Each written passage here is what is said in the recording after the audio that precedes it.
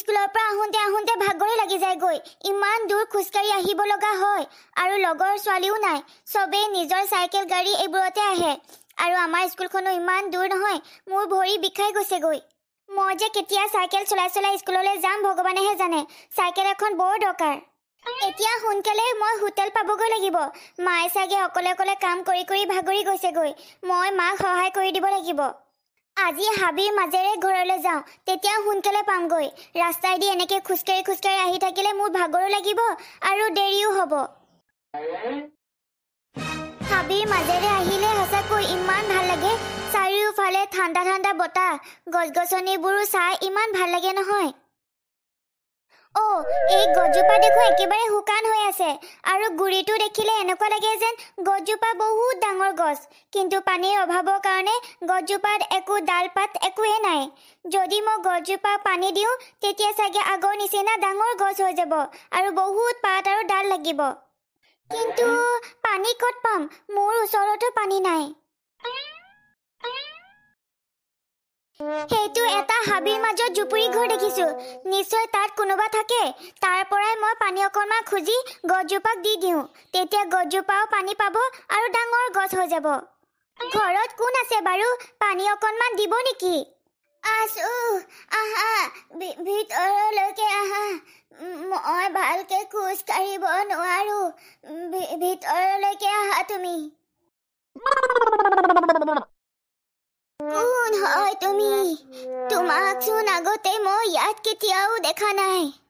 আইতা মোক পানী অকণমানৰ বৰ দৰকাৰ ওচৰতে এজোপা ডাঙৰ গছ আছে কিন্তু ডালপাত একোৱে নাই শুকাই গৈছে গছজোপা সেই গছজোপাক দিবৰ কাৰণেহে পানী অকণমান দৰকাৰ হৈছে লৈ যা ওচৰতে থকা কলটোতে পানী একলহ আছে এইখিনিকে লৈ যা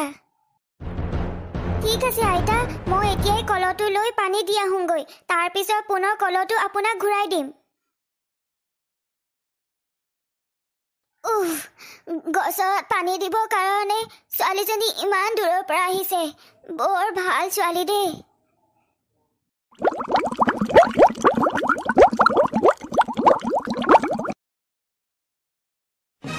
এয়া আপোনালোকৰ চিকেন চুপ আৰু কিবা অৰ্ডাৰ কৰিব যদি বিচাৰে মোক ক'লেই হ'ব মই বনাই আপোনালোকক দি দিম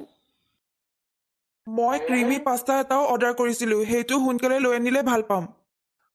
ৰ'ব মই পাহৰিছিলোঁ বনাবলৈ মই এতিয়াই সোনকালে বনাই আপোনালোকলৈ লৈ আনিম আপোনালোকে এইখিনি খাই থাককচোন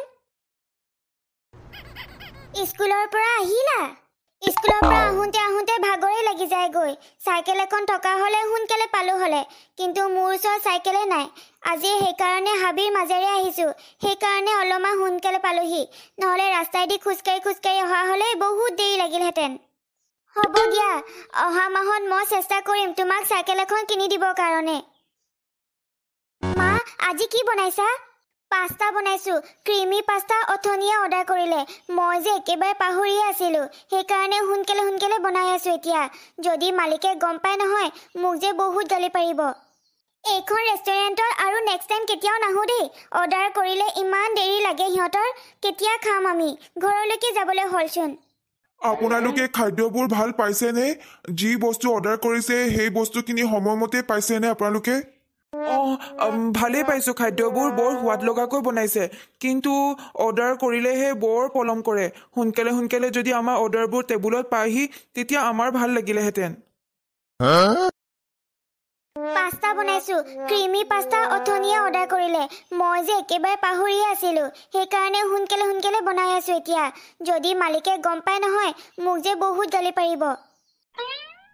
অৰ্ডাৰটো ৰেডি হ'লনে নাই হোৱা সিহঁতি আৰু কিমান দেৰি ৱেইট কৰিব অৰ্ডাৰ দিয়াৰ লগে 5-10 মিনিটৰ ভিতৰতে বস্তু ৰেডি কৰিবই লাগে টেবুলত সিহঁতি চোন মোক কমপ্লেইনহে কৰিছে বস্তু অৰ্ডাৰ কৰি এতিয়ালৈকে অহা নাই বুলি হৈছে দাদা আৰু অলপমান সময় লাগিব নহ'লে এতিয়া কেঁচা হৈ আছে যে খাবলৈ বহুত বেয়া লাগিব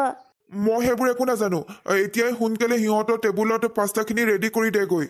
আৰে খুৰা আপুনি কি শুনা নাই নেকি মা এতিয়া পাস্তাখিনি বনাইছেহে যদি কেঁচা হৈ থাকে তেতিয়া চোন একেবাৰে বেয়া লাগিব খাবলৈ তেতিয়া আপোনাৰ ৰেষ্টুৰেণ্টত কোনো মানুহে নাহিব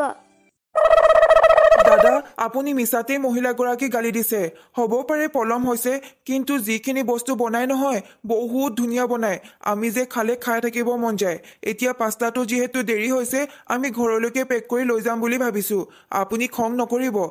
আৰু এটা কথা কওঁ দাদা শুনক যদি মহিলাগৰাকী গালি পাৰে তেতিয়া মহিলাগৰাকীয়ে আপোনাৰ ৰেষ্টুৰেণ্ট এৰি গুচি যাবগৈ তেতিয়া কিন্তু ভাল খাদ্য বনোৱা মানুহ ইমান সহজতে ক'তো নাপাব তই ইমান খৰধৰকে পাস্তা নবনালেও হ'ব সিহঁতি পাস্তা নাখাওঁ বুলি কৈছে পেক কৰি ঘৰলৈ লৈ যাব আৰু এটা কথা শুন সিহঁতি যিহেতু এটা প্লেটহে অৰ্ডাৰ কৰি লৈ যাব বাকী যিমানখিনি কেৰাহী থাকে সেইখিনি তহঁতি ঘৰলৈকে লৈ যাবি হয় নেকি দাদা ঠিক আছে বাৰু কাঞ্চন পাকঘৰত বনাবলৈ একোৱেই নাই সেইকাৰণে ৰেষ্টুৰেণ্টৰ পৰা লৈ অনা এই পাস্তাখিনিকে খাই পেলা নহ'লে ৰাতি বহুত ভোক লাগিব তোৰ অহাকালি স্কুলো আছে আৰু পৰীক্ষাও হৈ আছে তোৰ পাস্তাখিনি যদি ময়ে খাই পেলাওঁ তেতিয়া তুমি কি খাবা তুমি গোটেই ৰাতি ভোকত থাকিবা নেকি গোটেই দিনটো দেখোন তুমিয়ে বেছিকৈ কষ্ট কৰি থাকা ৰাতিপুৱাৰ পৰা গধূলিলৈকে যদি তুমি নোখোৱা তেনেহ'লে ময়ো নাখাওঁ হ'ব হ'ব মন বেয়া কৰিব নালাগে পাস্তা মোকো অকণমান দিবি ইহঁতি নিজকে কি বুলি ভাবে লোকৰ ঘৰত থাকিব আৰু ভাড়া দিবলৈকে পাহৰে ইমান মাহ হ'ল ভাড়াই দিয়া নাই আৰু দিনত আহিলে কাকো লগেই নাপাওঁ ৰাতিহে সিহঁতি ঘৰ সোমাইহি আজি যদি সিহঁতি ভাড়া নিদিওঁ বুলি কয় পইচা নাই বুলি যদি মোৰ আগত কান্দি কান্দি দেখায় তেতিয়া মই এতিয়াই ইহঁতক ঘৰৰ পৰা উলিয়াই দিম ক'ত যায় গৈ থাকিব ক'ত থাকে থাকিব ঐ চম্পা চম্পা ভিতৰত আছ যদি দৰ্জা খোল আজি কিন্তু মোক ঘৰ ভাড়া লাগিবই মই একো নাজানো ঘৰ ভাড়া বিচাৰি বাইদেউ আজি আকৌ আহিছে মই এতিয়া ঘৰ ভাড়া ক'ৰ পৰা যোগাৰ কৰি দিওঁ তহঁত মাক যে কিমান দিন যে ঘৰ ভাড়া দিয়া নাই তহঁতৰ মনত আছেনে মই কিন্তু আজি একো নাজানো মোক ঘৰ ভাড়া লাগিবই যদি দিব নোৱাৰ আজি ঘৰৰ পৰা তহঁতি ওলাই যাবি বাইদেউ আপুনি তেনেকৈ নক'ব যদি আপুনি ঘৰৰ পৰা উলিয়াই দিয়ে আমি ক'ত যাম ক'ত থাকিম আৰু ঘৰ ভাড়া দিবৰ কাৰণে মই পইচা এটকাকৈ গোটাই আছোঁ মই পইচা গোট খালেই আপোনাক মই পইচাখিনি ঘূৰাই দিম আপোনাক মই হাতযোৰ কৰিছোঁ ঘৰৰ পৰা আমাক উলিয়াই নিদিব মই সেইবোৰ একো নাজানো পইচা দিবও যদি মন আছে অহাকালিৰ ভিতৰতে মোক গোটেইখিনি পইচা ঘূৰাই দিবি যদি নোৱাৰ তেতিয়াহ'লে ঘৰৰ পৰা ওলাই যাবলৈ কাৰণে সাজু হৈ থাক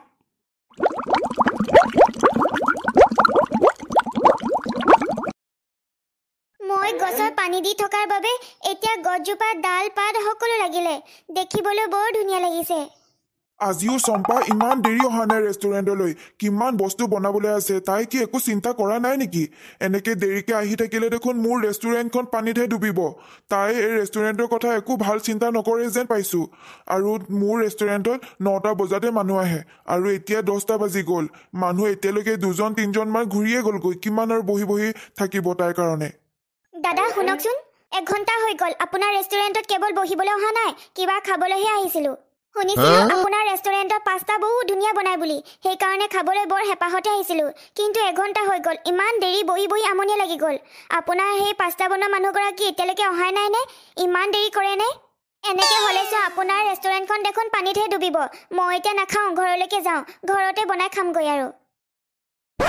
আজি চম্পাৰ কাৰণে মোক মানুহে কথা শুনাই থৈ গৈছে নাই এনেকে নহ'ব মই আজি চম্পাক কৈ দিম তাই আৰু কেতিয়াও আহিব নালাগে বুলি তাই দুখীয়া কাৰণেহে মই তাইক এই ৰেষ্টুৰেণ্টত কিবা কিবি খানা বনাই মেলি চলিবি বুলি তাইক মই ৰাখিছিলোঁ কিন্তু তাই মোৰ ৰেষ্টুৰেণ্টৰ কথা ভাল চিন্তা নকৰে সেইকাৰণে আজি মই তাইক সকলো ভালকে কৈ দিব লাগিব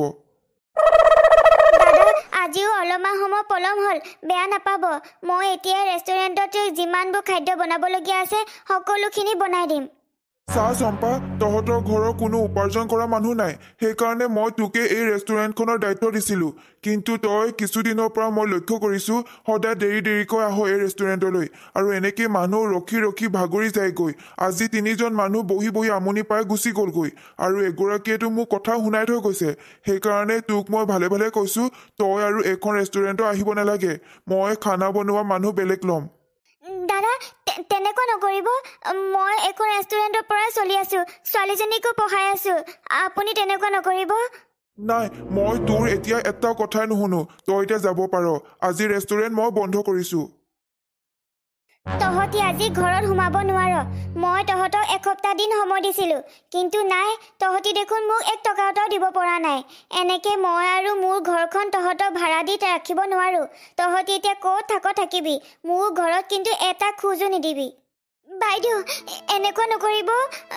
এতিয়া যদি আপুনি ঘৰৰ পৰা উলিয়াই দিয়ে, আমি ক'ত যাম, ক'ত থাকিম? মোৰ ছোৱালীজনীক লৈ মই ক'ত যাম?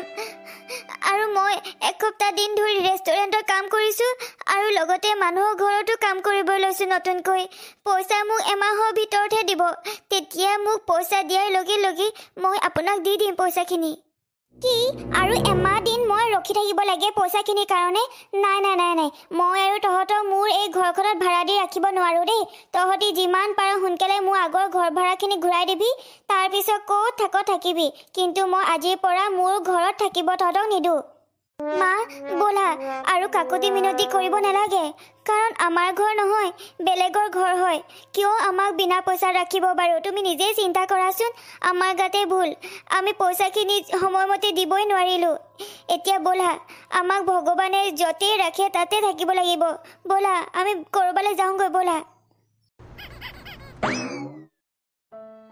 মাজনী, গধূলিয়ে হ'ব হ'ল। এতিয়া আমি ক'ত থাকিম গোটেই ৰাতিটো? আৰু ইমান ঠাণ্ডা, ক'ত থাকিম আমি আজি? মা, তুমি চিন্তা নকৰিবা, আমি এতিয়া হাবিৰ মাজলৈ যাওঁ ব'লা। হাবিৰ মাজত এজোপা ডাঙৰ গছ আছে। সেই গছজোপা ময়ে পানী দি দি ডাঙৰ দীঘল কৰিলোঁ। আজি ৰাতিটো আমি গছজোপাৰ তলতে কটাব লাগিব। অহাকালিৰ পৰা চিন্তা কৰিব লাগিব আমি ক'ত থাকিম। মা, এইজোপা সেইজোপা গছ, যিজোপা গছত মই গুৰিত পানী দি দি ডাঙৰ দীঘল কৰিলোঁ। আগতে এই গছজোপা ডাল পাত একোৱেই নাছিলে, একেবাৰে শুকান হৈ আছিলে। মই সদায় স্কুললৈ যাওঁতে, আকৌ স্কুলৰ পৰা আহোঁতে পানী দি দি এনেকৈ ডাঙৰ দীঘল কৰিলোঁ। অঁ মাজনী, চাচোন চা, গছজোপাত কাউৰীয়ে ঘৰ বনাই থৈছে। ইমান ধুনীয়া লাগিছে দেখিবলৈ। অঁ সঁচাকৈ, মই মনেই কৰা নাছিলোঁ, ইমান মৰম লাগিছে। তুমি গছত পানী দি থাকিলে মই তোমাক সদায় চাই থাকোঁ। তোমাৰ কাৰণে আজি গছজোপা ডাঙৰ হৈ গ'ল, ডাল পাত লাগিলে। সেইকাৰণে ময়ো এই গছজোপাতে নিজৰ ঘৰ এখন বনাব পাৰিছোঁ। মই এজনী যাদুগৰী চৰাই হয়, আৰু এই হাবিৰ মাজতে মই থাকোঁ। মই কথা ক'ব পাৰিছোঁ বুলি তোমালোকে আচৰিত নহ'বা আৰু ভয়ো নাখাবা। মই কথা ক'ব পৰা এজনী চৰাই হয়, আৰু তোমাৰ কাৰণে যিহেতু মোৰ ঘৰখন এই গছজোপাত বনাব পাৰিলোঁ, সেইকাৰণে তোমালোকে থাকিব পৰাকৈও মই এখন ধুনীয়া ঘৰ বনাব বিচাৰোঁ। তোমালোকে আজিৰ পৰা এইটো ঘৰতে থাকিবা, ক'তো অনাই বনাই ঘূৰি ফুৰিব নালাগে। আৰু ঘৰৰ ভিতৰতে তোমালোকৰ যি যি প্ৰয়োজনীয় বস্তু আছে, সকলো বস্তু তোমালোকে বিচাৰিলেই পাবা।